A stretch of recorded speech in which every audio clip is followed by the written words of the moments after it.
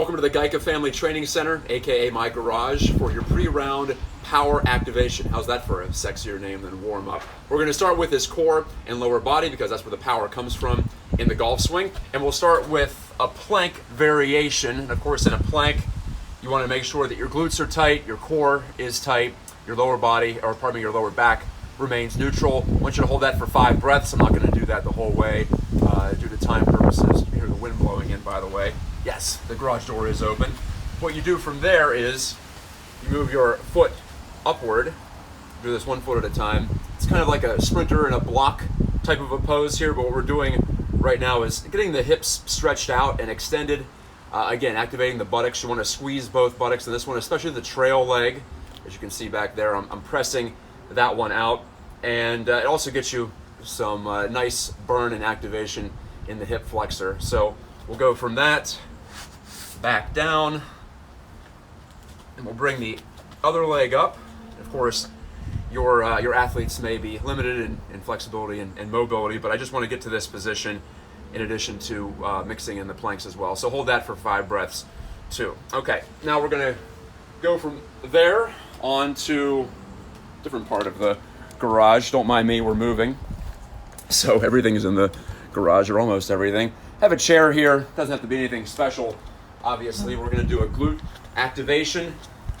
We're going to put your upper back against the edge of the chair. Now, change that camera angle. It's more difficult than the other ones we've done so far. Anyway, okay, 1 leg in the air, and you simply press up. We're going to do 10 on each side. Glutes so important, obviously a huge muscle and a huge driver of power in the golf swing, almost any activity. So you get the idea there.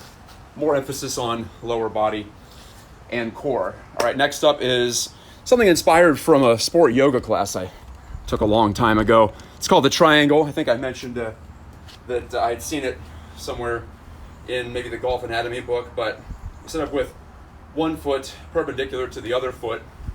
What we're going to do is we're just going to slowly reach down, of course, early in the power activation, so you don't want to push too far. You should feel some pulling through the hamstring, through the calf. You're going to extend the upper arm upward, and you're going to do your best to turn your shoulders and look at that other hand up in the air. This hand, you can reach the ground if you are able to do so with your mobility. If not, you can also brace it against your lower leg. But emphasis on deep breaths. You can feel it. The stretch through here is going to work on your side bend in your golf swing as we gradually work our way up your frame. And this is something you can do anywhere. Obviously, I have a mat here just because I'm on concrete. Okay, after that, keep the focus on lower body. We're going to go hips, and we're going to do the pigeon.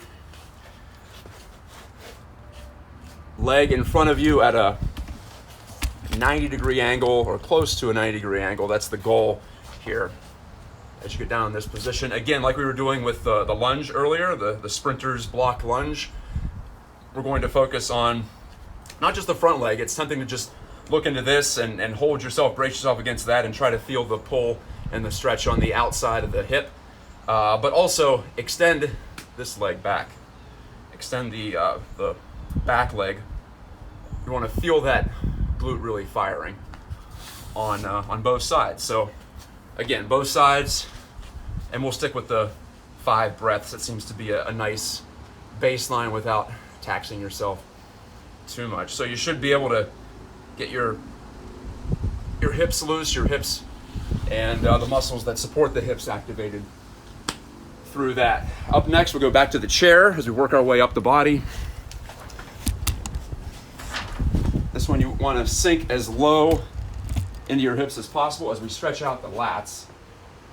Brace your elbows against the chair, and we're just going to gradually sink back, and we're going to hold at the point of resistance for 5 breaths.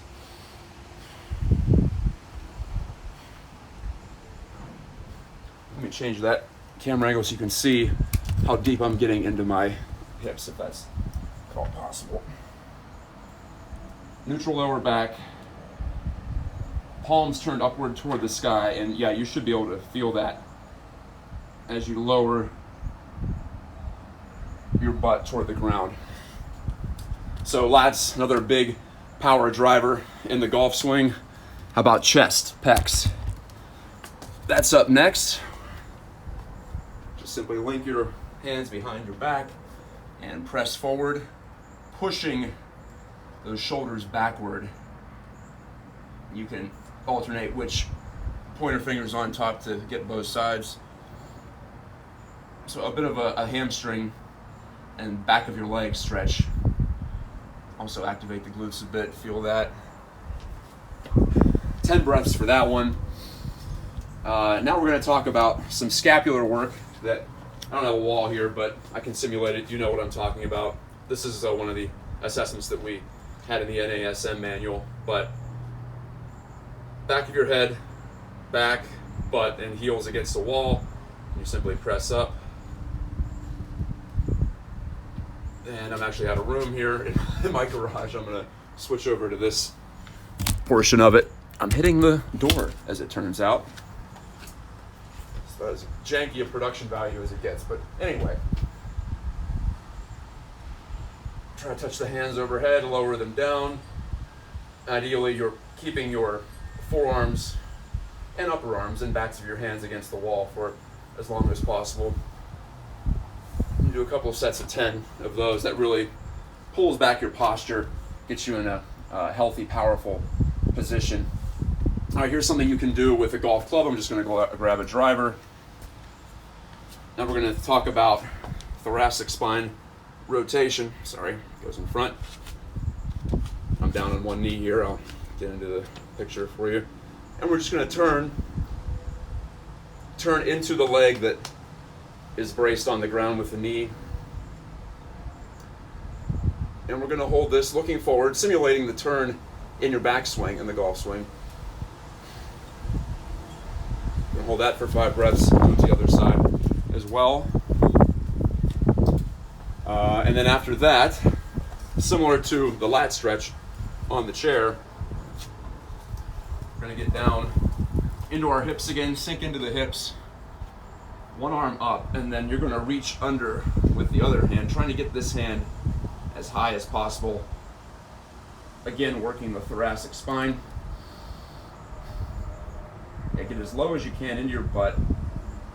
Feel that stretch, but also feel the stability that's necessary to reach across and get that big shoulder turn. Feel free to look in that direction.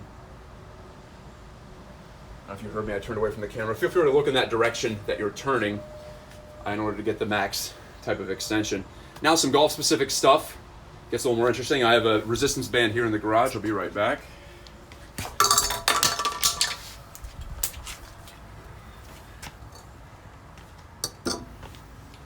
There goes that driver, just kidding. Now speaking of loading your weight into your hip, you want to get pressure into that back foot in the backswing. And this I think helps simulate it and helps you really replicate that feel and get that hip turn locked in. You want to find that feel and stick to it throughout the course of the round.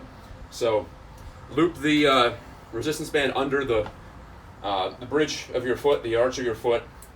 Grab it with, if you're a right-handed golfer, your right hand, your trail hand. This is on your lead foot. And we're just going to simply turn back, feeling both our rib cage and our hips turning. To get that feel of pressure, you're pressing. If I can get that leg in the camera, you're pushing into this heel. Yeah, give you a better angle here. Understand what I'm talking about. I do 3 sets of 10 of these before every round, and this is something you can do in the parking lot as well. So you're trying to turn the hips as far as possible, while also feeling that rib cage pull up and under your right shoulder. So 2 different kinds of turns, this focusing more on the hip, but this really, in my opinion, is a great one. Great exercise to do before your round, and you can play with the level of resistance. I use a pretty heavy one here just because I want to feel that pressure in my right heel, inside of my right heel, I guess would be more specific there. Just a couple of things left. I have a weighted club in here somewhere. We'll figure that out. Okay, yeah, this is a training club that I have. I use it for speed training, a little bit of extra weight, not too much, but enough to be realistic. It's made by Gel Sticks, in case you're wondering, GELSTX. But I'll make some tempo swings with this, really focusing again on getting that hip turned in the back, the right hip, the trail hip for the right-handed golfer, the right hip, and just make some about 20 or 30% tempo swings with that. You're not trying to set the world on fire with these swings, but you are trying to feel what it feels like to get full turn into that back leg and then fire through, transferring your pressure into your front side. And I find with a little bit more weight, it's more effective as far as activating all those quote-unquote golf muscles, but more importantly, getting that sequence right. With a heavier club, it's harder to be dominant with the upper body and throw it out too early. You really have to generate, when you're swinging a heavier implement, you have to generate the power from the ground, or else it's going to be quite inefficient. Something else you can do if you have time at home, you live near the course, have a medicine ball over here, 12-pounder. And you can do throwdowns just to feel that pressure into the ground reaction forces. You'll find a lot of what I do is concerted on the lower body, just because that's the engine of the golf swing. Okay, that's the pre-round. It's about 8 to 10 minutes, as you can see here on the counter on YouTube. As far as in the round, of course, you can't have your heavy club out there. That would be one more than the maximum if you are carrying 14 in your bag. You're not going to have a medicine ball out there.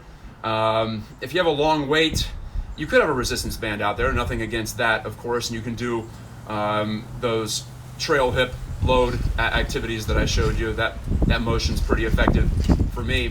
Hope you can still hear me with the wind picking up. It's getting kind of nasty. Fall is arriving in Pittsburgh. But more than anything, I think you want to stay mentally engaged. So I practice some deep breathing, some meditation, full diaphragm breaths. Just give yourself 10 of those if you find yourself in a situation where the round's speeding up on you, you're frustrated, or you're just playing behind a slow group and you have to stay in the moment and not allow your thoughts to race ahead and allow yourself to get frustrated about the pace of the round. So some meditation, and also, well, you see Bryson DeChambeau do this on the PGA Tour. If you think you're getting a little bit stagnant, just grab that driver and give it a couple of full swings. Just take some big cuts. Even some swings are a little harder than you might be comfortable making on the golf course, just to feel that quick twitch again. So nothing too intricate on the course. I think I'm going to leave that more up to the golfer. But as far as the pre-round, I think that's a good baseline for what you want to do, how you want to activate all the muscles in the chain, get all the joints loose, and feel that kinematic sequence as well, making sure that everything starts from the ground up. Okay, thanks guys for watching. That might have been a little bit longer than some. I guess we'll see how these videos turn out, but I await your input, and I look forward to seeing what your warm-ups look like. Bye.